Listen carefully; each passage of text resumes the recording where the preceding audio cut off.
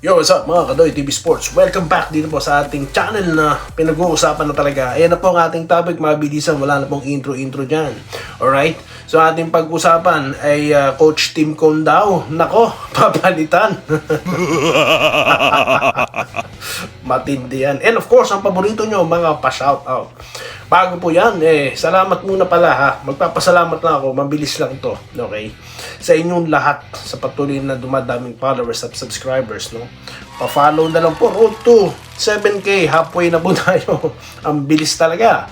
At ganoon din po sa YouTube, road to 20K. Subscribe na kayo mga boss. Alright?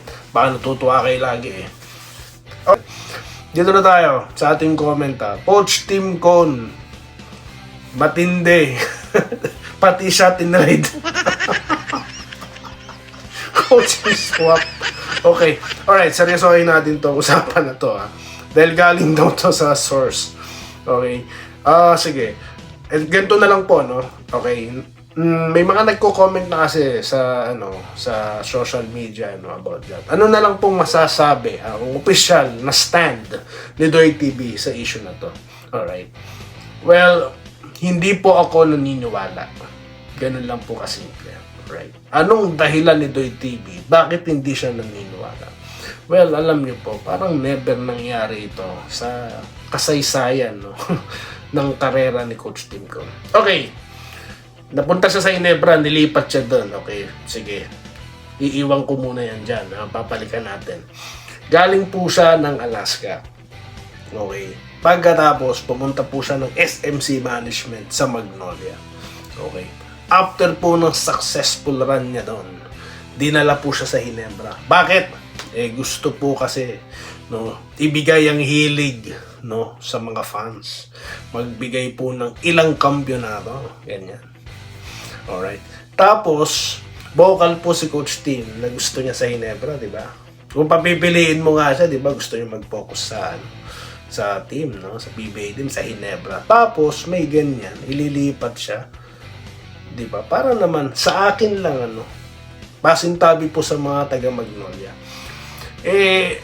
Bakit? Mas bagay ang style niya sa Magnolia kaysa sa Ginebra. Ang ganda na nga ng chemistry sa Ginebra, nakita niyo po ba? Nung itinrade na yung ibang player, nakita niyo yung may mga rising star, di po ba? Ang ganda ng pagkakakuha kay Torres, no? So, kailangan pa ng continuation yan. So, bakit sa kalagitnaan na nagkakakilala na gumagandang chemistry, may ganyan?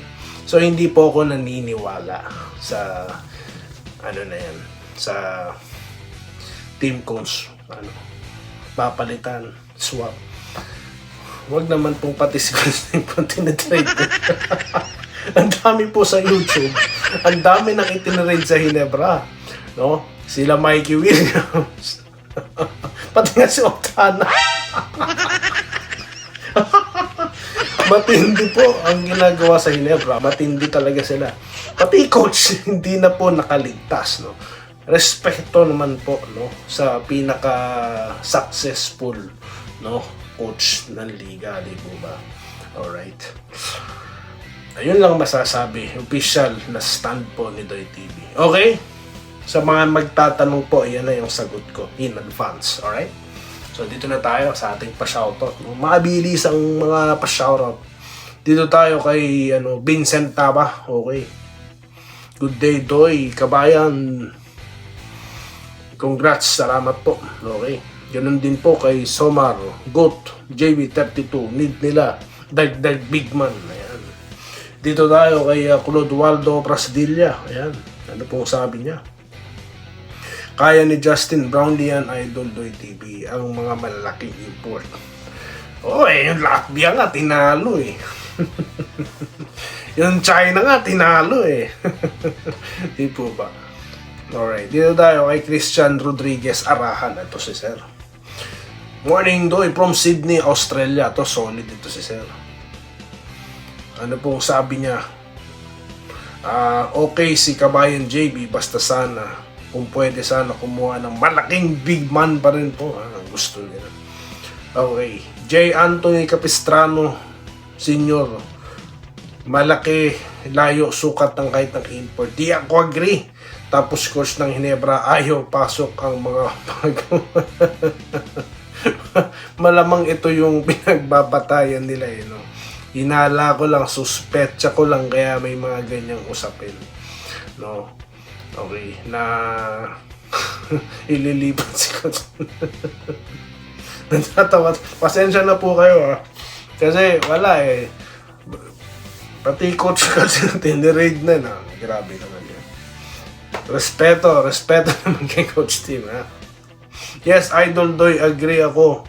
Kaya ni JB, sabi ni Josh Pineda. Ayan. Si Joseph Pineda ito. Alright. Cubs Idol, yes, Idol. Kaya daw po ng Hinebra yun. Sabi niya, no? Alright. Kay Sir Robert Quijano. Ayan, nag-good day. Dito tayo kay Louis Chu. Sa tingin ko, lalo mahirapan si Brownlee. Ayan, sabi mo. Ayan, dami. Sana malaki daw po kuning import. Ang dami po nagko-comment dito. Ma'am Minerva Java, shoutout po sa inyo. Congrats to TV. Mabilis lang, dadami ang followers at subscribers mo. Okay, good luck daw po kay Hinebra at kay JB. Ayan. Prixie Adorna, all of fairness. Ayan, kay Soto. Sapat na sa Hinebra. Matindi yan, ma'am. Kahit Bano yan. Sino po Bano? Si Tiguara? Welcome po, sir. Dante Ream Bonanza. Mahina daw ang local ng Gin Kings. Nakapasok nga po na semifinals eh. Natalo lang po kasi may Junmar Pajardo. No? Yun lang naman po kasimple eh. Diba? Tanggalin nyo po ang San Miguel sa picture. Eh, yung Converge niya, ang lakas nun. May super rookie, di ba? Tinalo nila 2 beses, no? Okay. Eh, sa kabila, you can't match Junmar talaga. Kaya nga sabi ko, mga boss, kung hindi rin lang makakakuha ng pantapat kay Junmar, eh, ba't kukuha pa ng malaki? Di po ba? Hindi magkantay na lang ng draft pick. Baka naman, di po ba? At least, sa core po ng team ngayon na Hinebra, may mag-i-improve pa dyan. Hindi po ba?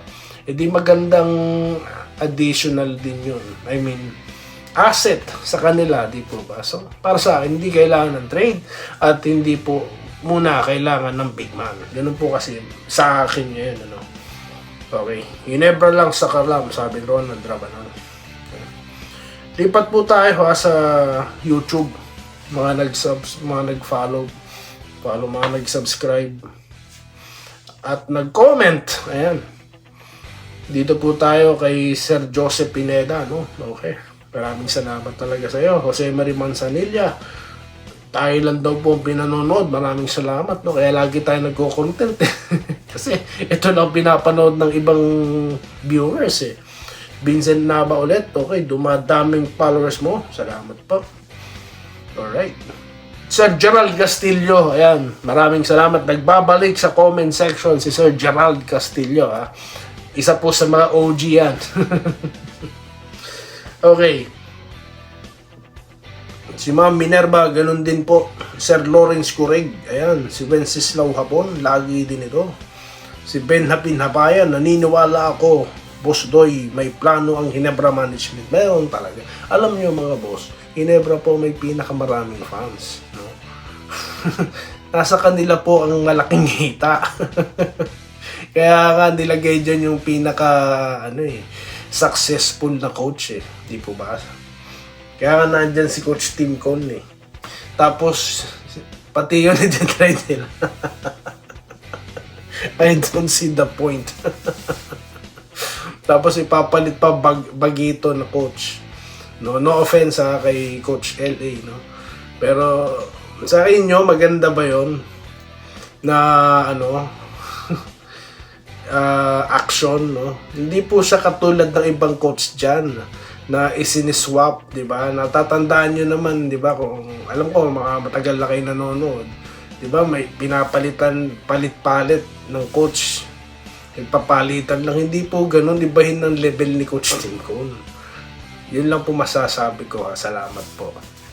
Sa mga followers po, I want to apologize po sa kung hindi ko na po kayo ma-shoutout lahat, no. As you can see, sobrang dami na po talaga. Pasensya na po. Maraming salamat po ha sa inyo lahat. Salamat po sa panonood. Subscribe na para sa mga susunod na basketball at boxing videos.